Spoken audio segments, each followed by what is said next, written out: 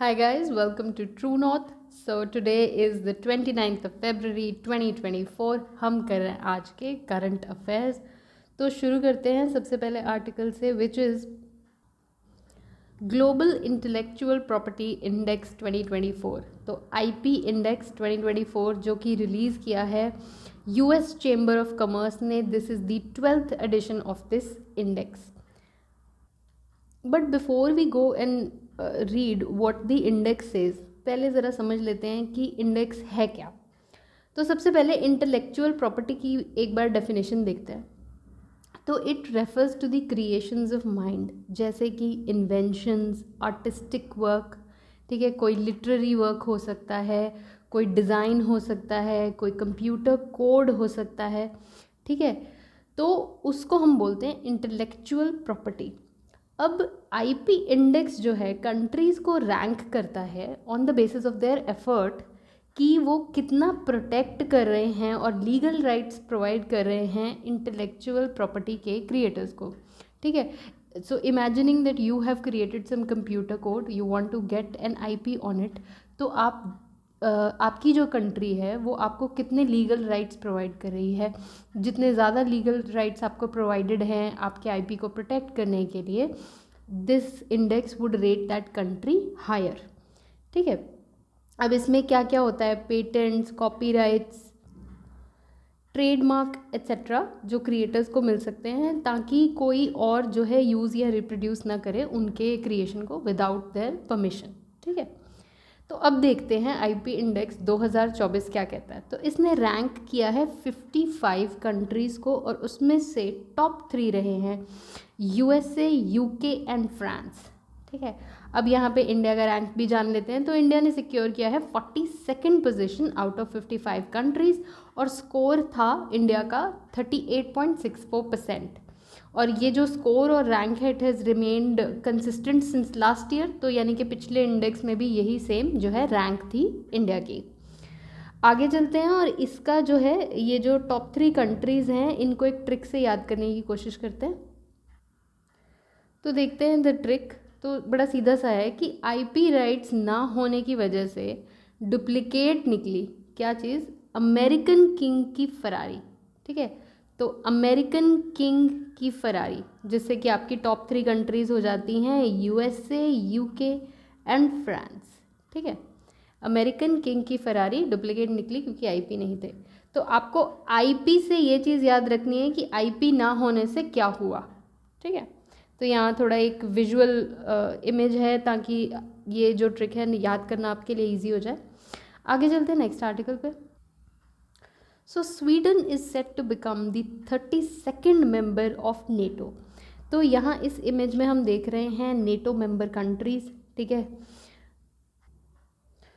तो आप देख सकते हैं कि नेटो के मेंबर स्टेट्स में यूएस है, कनाडा है, इधर बिग पार्ट ऑफ यूरोप है, इधर अब बाल्टिक कंट्रीज़ भी जो है ज्वाइन कर गई हैं. तो यहाँ पे देखते हैं इस मैप पे, दिस हियर इज़ स्वीडन जो कि अब लेटेस्ट मेंबर बनने जा रहा है 32nd. इसके पहले 2023 में Finland had become A NATO member, ठीक है. हमने दिसंबर की न्यूज़ में इसको कवर किया था. तो यहाँ पे एक तो हम देख लेते हैं बाल्टिक सी को जो बॉर्डरिंग कंट्रीज़ हैं. तो बाल्टिक सी क्यों न्यूज़ में है, तो बारिंग रशिया, तो एक रशिया को छोड़ के अब बाकी जितनी भी कंट्रीज़ हैं जो बॉर्डर कर रही हैं बाल्टिक सी को वो नेटो मेंबर्स हो गई हैं. तो some are even referring to the Baltic Sea as the NATO lake, ठीक है. तो यहाँ पे हम बाल्टिक सी की कंट्रीज़ जो हैं एक रिफ्रेशर कर लेते हैं. तो सिंपल सा निमोनिक है इसका कि एक बाल्टी के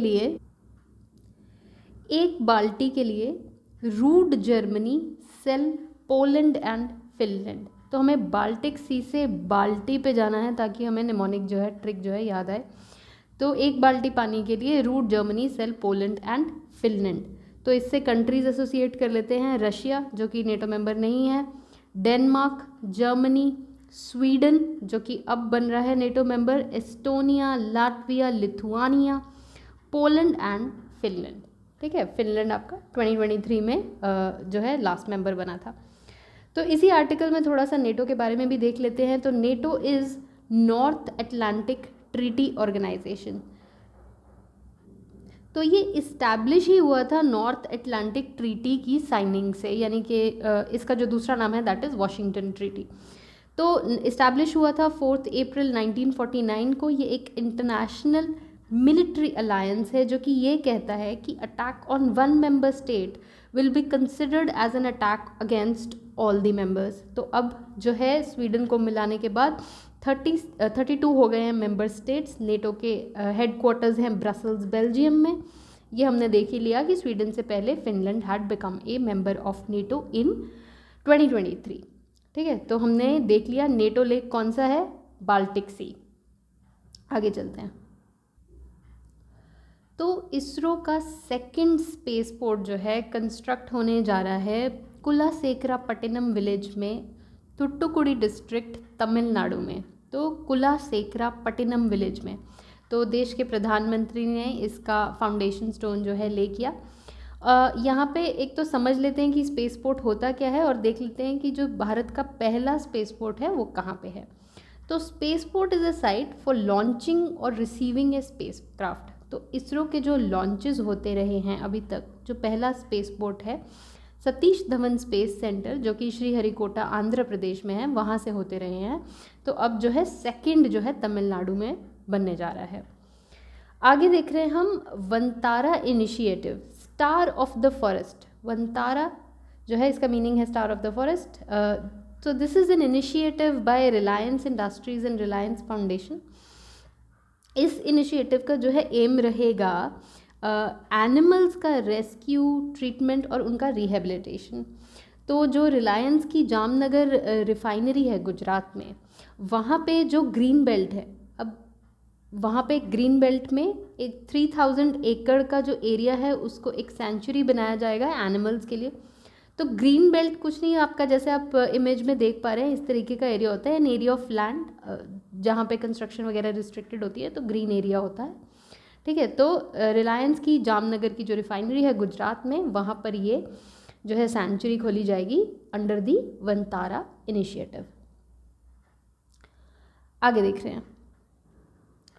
सो the first Indian citizen to receive honorary knighthood by the king of United Kingdom, king Charles III।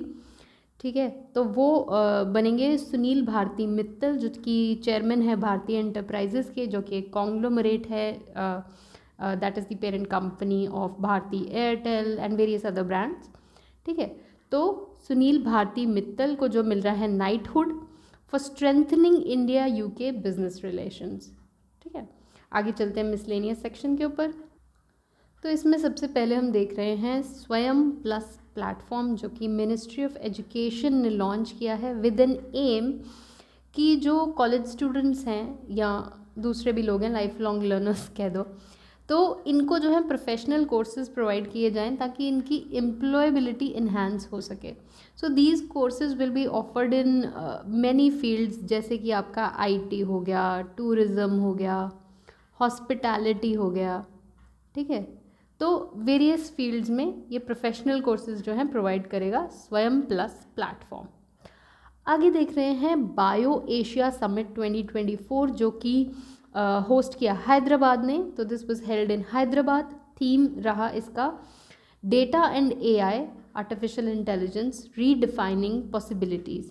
ठीक है, ये बायो एशिया समिट जो है इसका एम था to explore the role of tech and AI in reshaping health care and pharmaceuticals.